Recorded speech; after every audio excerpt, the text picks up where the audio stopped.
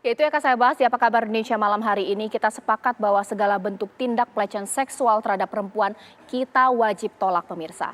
Itu yang akan saya bahas sebagaimana peristiwa ini kemudian terjadi, detail dan juga pastinya ancaman hukuman jikalau terbukti atau jikalau memang terbukti ada pelecehan seksual.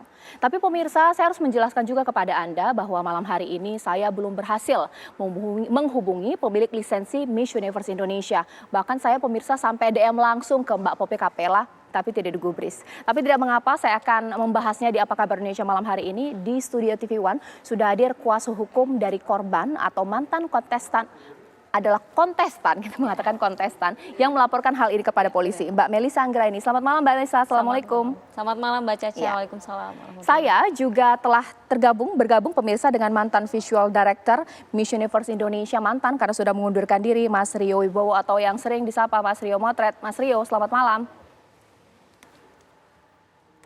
Selamat malam, Ya. hai Mbak Melisa. Baik, Mbak Mas Rio, Caca, halo. sebelum saya nanti akan tanya kepada Mbak Melisa dari sisi korban seperti apa mereka melaksanakan body checking itu. Saya ingin tahu Mas Rio, karena Anda bagian dari tim Miss Universe Indonesia pada saat proses penyelenggaraan. Mengenai body checking sebenarnya sempat dibicarakan tidak sih kepada panitia? Mas Rio? Bisa mendengar suara saya dengan jelas? Ya, tampaknya memang. Mas Rio? Ya, tampaknya sedikit terganggu komunikasi saya dengan Mas Rio. Ya, sekarang saya dengar, Mas dengar suara saya dengan jelas? Mas Rio? Ya, kedengaran nggak? Halo? Ya, Mas Rio, saya dengar suara Mas Rio. Mas Rio dengar suara saya tidak? Dengar. Baik, Mas, ketika Mas berada dalam tim Miss Universe Indonesia, proses body checking ini memang sudah ada di rundown tidak? Sempat dibicarakan, akan dilakukan. Seperti apa, Mas? Kalau di dalam rundown sendiri sebetulnya tidak ada. Jadi memang kita pun tim internal tidak pernah ada briefing kalau bakalan ada body checking gitu. Jadi kalau ngomongin soal body checking mungkin ada jauh-jauh sebelum karantina, tapi hanya sekilas doang. Dan ya itu di dalam rundown tidak ada, makanya aku juga surprise tiba-tiba ada body checking yang dilakukan gitu. Berarti ketika pelaksanaannya, Mas Rio tidak ada di ballroom atau tidak ada di tempat, begitu? Betul sekali. Kebetulan saya tidak ada di ballroom dan saya sedang lagi ada di kamar karena ada sedikit tugas yang harus saya selesaikan. Kita kan ngejar editan buat ditayangin gitu ya di Instagram Miss Universe. Jadi pada saat itu memang sebenarnya jadwalnya itu adalah koreografi dan fitting baju. Maksudnya baju-baju yang akan dipakai di final itu mau dicek apakah kelayakannya sesuai dengan standarisasi televisi gitu. Oke. Jadi sebenarnya tidak ada body checking. Nah, Mas Rio, kapan tepatnya Mas Rio tahu bahwa ada body checking? Mungkin keluhan-keluhan, bisik-bisik dari para kontestan?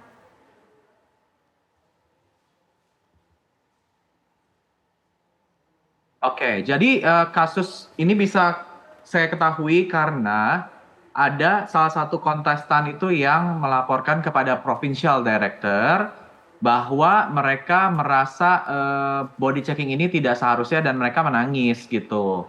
Lalu diadukanlah ke para Provincial Director-nya. Lalu dari Provincial Director-nya itu sempat memarahi pihak Miss Universe Indonesia Pusat. Namun tidak ada dari grup itu yang mau menanggapi. Akhirnya CEO-nya langsung menuju lokasi dan menegur si oknum yang merekam, yang memotret tersebut. Oke, Baru aku dari atas turun ke bawah, saya juga samperin dan saya lihat memang waktu itu ada foto-foto yang memang sedang lagi mau dihapus gitu. Oke, ditahan dulu Mas Rio supaya masyarakat terjelaskan mengenai body checking seperti apa sih yang dilakukan. Saya mungkin minta kepada Mbak Melisa terlebih dahulu. Apa sih yang dialami oleh para kontestan atau korban ini? Iya, jadi tanggal 1 Agustus 2023 itu ketika mereka sedang dilakukan karantina, seharusnya itu ada agenda fitting seperti yang tadi Mas Rio sampaikan. Kemudian mereka turun ke ballroom dan di ballroom itu ada bilik kecil yang disekat seadanya menggunakan banner dan penutup dan masih ada celah di sana sehingga orang yang di dalam bisa melihat keluar. Lalu para kontestan ini masuk ke dalam bilik itu, ada yang bawa gaun karena dia pikir akan fitting ya. Kemudian di dalam sana tiba-tiba dari yang COO-nya ini, si yang oknum yang sudah kita Perempuan, laporkan, laki-laki? perempuan, Oke. itu langsung menyampaikan undress, Buka baju. buka baju. Kemudian dibuka baju karena dipikir bisa pakai daleman gitu ya. Ternyata juga disuruh buka branya gitu. Ada juga Apa yang tertinggal? Selana dalam. panties ya. Kemudian ada juga yang sudah buka bra tapi ada yang menggunakan nipple pad. Ya, nipple pad pun disuruh lepas. Ini nipple pad itu untuk apa gitu. Dan kemudian dalam ruangan itu tidak saja ada si COO yang melakukan body checking, itu ada perempuan lain itu yang kita ketahui belakangan itu Ya. orang dari Manohara Beauty. Lalu ada 3 orang laki-laki di dalam ruangan kecil mungkin hanya sekitar 2x3. Lalu kita juga tanya kan di beberapa korban penjelasannya berbeda-beda. Iya. Ada yang cuma 2 laki-laki, ada yang 3, ada yang 4. Artinya ini ada yang berlalu lalang. Di atas dari tempat itu terlihat ada CCTV karena tidak tertutup semuanya ya. Ya, dari atas bisa kelihatan begitu ya. Iya, dan dari mereka yang menyampaikan ke saya ada yang diperiksa satu-satu, ada yang 2 bersamaan, ada yang 3 bersamaan, Wow. lalu ada yang diambil foto, ada yang enggak. Oke. Gitu. Yang Baik. paling parah itu ketika mereka sudah melepaskan itu kan dingin sekali ya di ballroom. Mereka menutup bagian dadanya tetapi dibentak dan dikatakan, oh kamu harus pede dong. Kalau di luar negeri itu kamu ditelanjangin depan orang banyak. Lalu disuruh berputar, dicek bagian bawah, kaki diangkat, disuruh mohon maaf. Aduh saya susah untuk bilangnya ya, seperti nungging gitu ya. Dan itu kan jadi kayak tanda tanya, ada yang underwear-nya sempat diintip. Itu untuk apa? Ini 2 Baik. hari menjelang grand final gitu. Baik.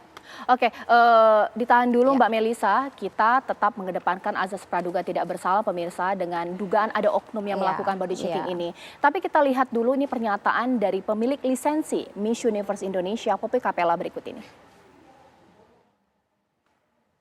Ya, ini statement dari Poppy Capella, ini merupakan pemilik lisensi atau Natdir National Director dari Miss Universe Indonesia. Ia akan melakukan investigasi lebih lanjut mengenai pernyataan ini pemirsa dengan hal-hal yang terjadi. Ini yang dia unggah dalam akun Instagram miliknya. Bahkan ia katanya mengatakan telah melakukan investigasi pemeriksaan untuk hal tersebut. Dan mungkin publik nanti akan menunggu apa hasil dari investigasi yang dilakukan oleh Miss Universe Indonesia. Nah, bahkan juga ada statementnya akan mengambil sikap atau tindakan yang diperlukan terkait permasalahan agar menjadi jelas dan kebenarannya terungkap.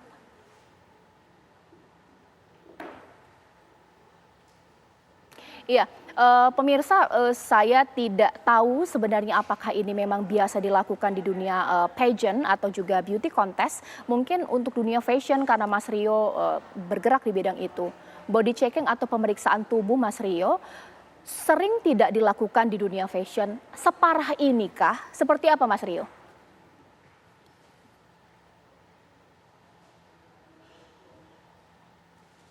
Jadi begini, sebetulnya body checking itu di dalam dunia pageant itu ada dan sah. Tapi harus dilakukan di dalam ruangan tertutup rapat, which is privacy-nya emang harus dijaga. Dan juga dilakukan oleh ahlinya, memang seseorang yang memang ahli di bidang pageant atau mungkin tenaga medis, kemudian harus dilakukan oleh 1 orang yang berjenis kelamin sama gitu. Jadi bukan di dalam ruangan yang sempit, rame-rame dan juga ada banyak orang dengan jenis kelamin yang berbeda gitu. Jadi ini memang sebenarnya sudah menyalahi aturan ya. Oke. Tapi kalau sampai harus disuruh membungkuk, mengangkat kaki, itu wajar tidak?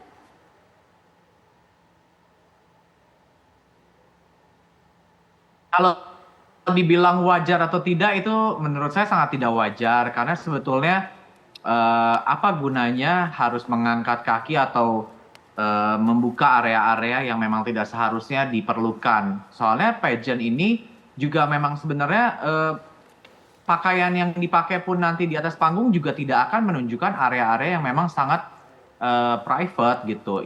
Ibaratnya memang bagian-bagian itu juga tidak kepake nantinya untuk ditunjukkan. Makanya kita sendiri pun juga sempat kaget ketika para kontestan ini juga men-share pengalamannya bahwa mereka mengalami hal-hal seperti ini.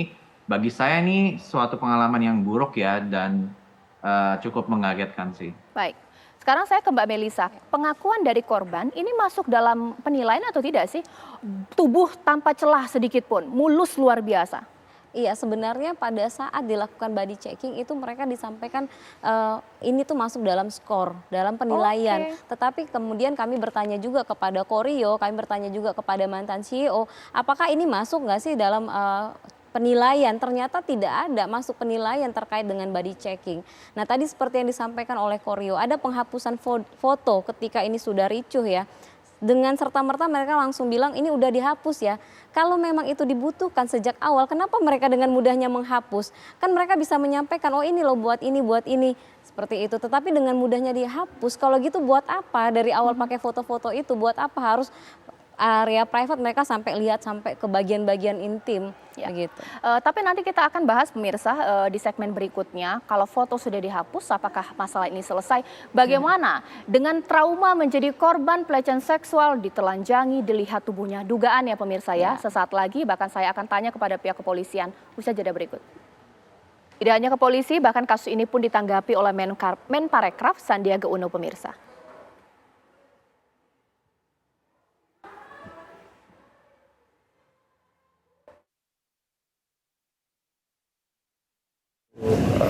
Ikut memantau dan mengevaluasi karena duta-duta wisata juga miss di seluruh wilayah Nusantara ini kami melihat sebagai bagian daripada promosi pariwisata dan produk-produk ekonomi kreatif. Namun tentunya semua ini harus dijalankan dalam koridor hukum dan kearifan lokal serta taat terhadap norma-norma dan adat istiadat masyarakat kita yang tentunya harus kita jaga.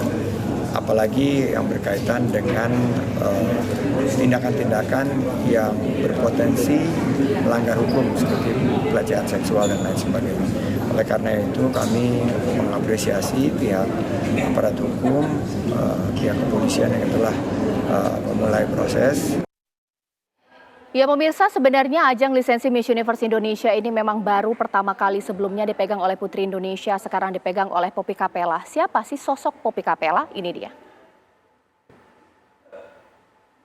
Ini pemirsa, Poppy Capella, sosok yang saat ini memegang Miss Universe Indonesia. Dulu untuk mengirim kontestan Miss Universe di bawah naungan lisensi Putri Indonesia.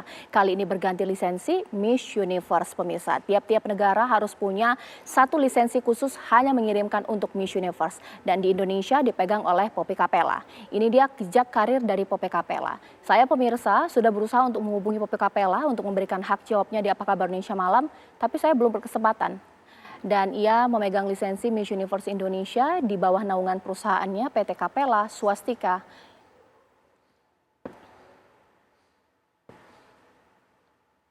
Oke, kita mengedepankan azas praduga tidak bersalah. Mungkin saya ke Mas Rio terlebih dahulu. Mas Rio, adakah kemudian kemungkinan bahwa ini merupakan request dari pemilik lisensi pusat Miss Universe yang saat ini dipegang oleh N. Jakapong? Tapi kita tahu juga bahwa pemenang Miss Universe itu kan tidak ada cantik sempurna. Sebut saja Zosi, Catriona, Iris. Seperti apa kemudian Mas Rio?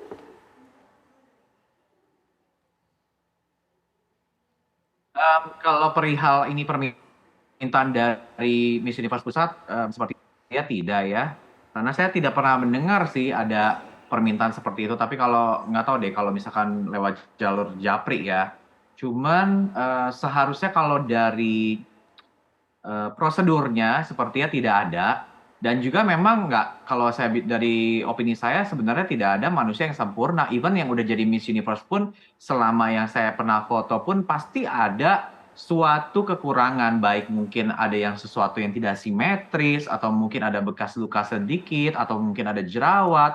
Yang menurut aku itu sudah lumrah ya sebagai manusia karena kan kita juga bukan boneka atau bukan manekin ya. Jadi sudah pastinya di dalam tubuh seseorang pasti akan ada kekurangan dan gimana caranya sebenarnya kita itu menutupinya mungkin dengan makeup atau mungkin dengan pakaian. Jadi lebih ke arah situ sih sebenarnya. Oke, sekarang saya ke Mbak Melisa. Adakah trauma mendalam dari para korban ini, Mbak Melisa? Tentu. Dari beberapa korban yang menyampaikan kepada saya, mereka sangat trauma. Mereka dari awal masuk ke dalam ajang Miss Universe ini punya harapan yang cukup tinggi bahwa di Miss Universe mereka akan memiliki value yang lebih tinggi sebagai perempuan, bahwa kecantikan fisik itu bukanlah yang utama, tetapi kepercayaan diri, value, jiwa yang baik gitu ya, sosial yang luas, intelektual. Ternyata diperlakukan seolah-olah mereka ini hanyalah objek yang dicek sampai ke wilayah inti. Itu sampai hari ini kita punya ada korban yang dari Bali, itu traumanya luar biasa karena dalam pemeriksaan itu dikomentari bagian-bagian tubuh yang dianggap tidak sesuai gitu ya, ada semacam body shaming. Sehingga itu menjadi luka yang teramat dalam bagi para kontestan, seolah-olah fisik itu benar-benar yang diutamakan sekali gitu. Dan dari beberapa kontestan ini kan sudah pernah juga mengikuti ajang-ajang kontestasi sebelumnya. Ini baru kali pertama mereka diperlakukan seperti body checking ini. Oke, Mas Rio, kalau kita mendengar sedikit komentar dari pemilik lisensi Poppy Capella yang katanya baru tahu ini bahwa ada body checking dilakukan itu lewat dari media. Ini bagaimana tanggapannya?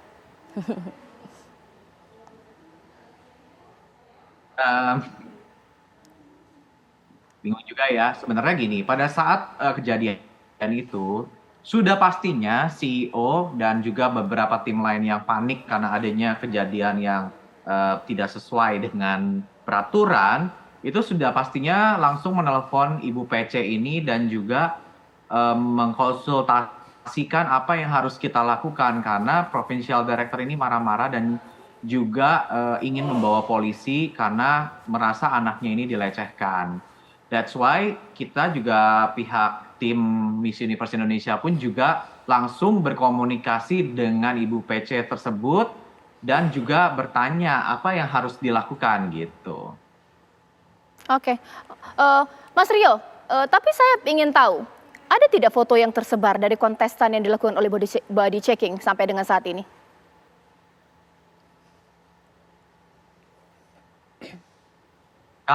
Kalau foto yang tersebar, aku juga nggak berani jamin dan saya juga tidak tahu karena proses di fotonya itu sampai kita menyadari bahwa itu terjadi dan dihapus itu sekitar 2-4 jam jaraknya. Jadi menurut kesaksian para korban ini, ada yang di fotonya itu sekitar jam 1 jam 2, ada juga yang di fotonya sekitar jam 3 jam 4. Jadi proses penghapusan tersebut kalau nggak salah jam 5 jam 6 gitu, setengah 6. Jadi memang ada jeda waktu yang cukup panjang yang dimana menurut saya belum tentu bisa kita jamin ya keamanan dari foto-foto telanjang tersebut.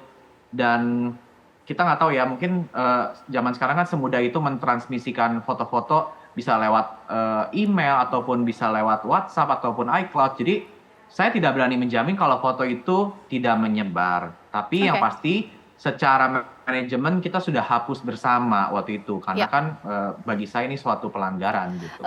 Mbak Melisa, saya itu penasaran, mengingat bahwa hukum kita saat ini mengedepankan restoratif justice, bahwa kalau bisa damai kenapa harus kemudian dipenjara seperti itu. Apa sih yang diinginkan oleh korban? Menyalahkan siapa? Lisensinya, orang yang memfoto, atau siapa? Ya, yang pertama terkait dengan Undang-Undang Tindak Pidana Kekerasan Seksual tidak bisa restoratif justice. Yang kemudian yang ingin dipersalahkan atau yang harus bertanggung jawab tentu yang pertama oknum yang berada di dalam lokasi body checking. Dia harus dipertanyakan lebih jauh, dia memiliki kewenangan apa untuk melakukan itu. Nah, kalau dilihat ini dilakukan secara masif, artinya seluruh finalis dilakukan hal yang sama. Nah, ini kan bukan sifatnya kalau oknum aja biasanya kan cuma 3 orang, 2 orang, tapi ini masih jumlah waktunya juga panjang. Sehingga kami dan para korban juga akan meminta pertanggungjawaban kepada si yang bertanggung jawab secara utama, baik ownernya, direkturnya, termasuk yang oknum yang di lapangan tadi. Oke. Mas Rio, mungkin tidak bahwa ini dilakukan secara masif. Kan moto dari ajang Miss Universe Indonesia kan beautifully confident. Ketika Anda masuk ke dalam tim, mau cari sosok pemenang seperti apa sih? Ya kalau dilakukan secara masif sebenarnya ibaratnya jadi kayak mandi bersama ya, maksudnya jadi kayak telanjang rame-rame itu kan sebenarnya ya nggak mungkin lah ya, ini di dalam dunia pageant ini udah suatu kesalahan besar dan mencoreng nama beauty pageant.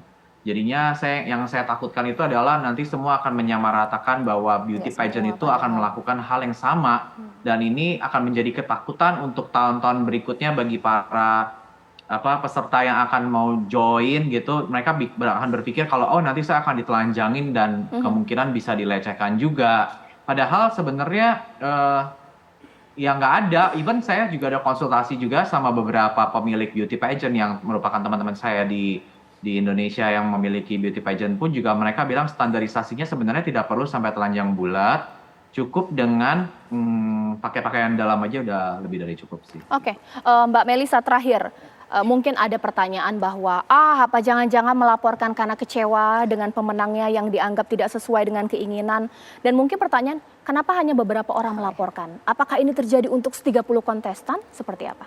Ya, tentu sampai saat ini belum keseluruhan kontestan, walaupun kita mengetahui mereka semua mengalami. Tetapi yang informasi yang perlu kita sampaikan di sini, tadi Mas Rio sampaikan ada yang namanya Provincial Director. Itu hanya ada di 3 kota, yaitu Jawa Barat, Jawa Timur, dan Bali. Ya. Nah, mereka tuh pemegang lisensi di daerah. Untuk kota-kota yang lain, perlakuannya itu berbeda. Mereka-mereka ini diaudisi dengan sistem online. Sehingga kalaupun mereka melakukan pengaduan, mungkin mereka juga bingung. Mungkin juga mereka merasa bagaimana ya tidak ada advokasi layaknya anak-anak ini ketika ada sesuatu hal yang melanggar norma dan hukum yang mereka rasakan, ada ketidaknyamanan, ketidakberhargaan, mereka bisa mengadukan kepada PD-nya masing-masing gitu. Sejauh ini saya melihat ketika ada yang speak up, teman-temannya yang lain pun akhirnya berani, walaupun memang mereka menyadari tidak mudah ya ketika korban pelecehan seksual untuk menyampaikan apa yang dialami. Oke, Gitu.